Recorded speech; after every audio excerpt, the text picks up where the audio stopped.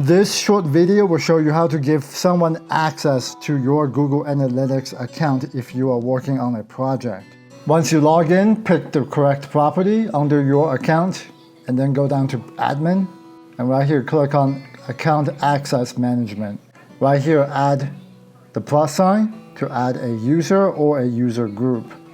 Right here, you can notify the person that you want to invite by typing in their email address. For this example, we're adding this particular person to our invitation. And then down here, you can select the roles that they can be a part of. For viewers, they can only see the data, but they cannot edit or control anything that's going on your account. And down here, you can also add data restrictions so they cannot see any revenue or cost related metrics.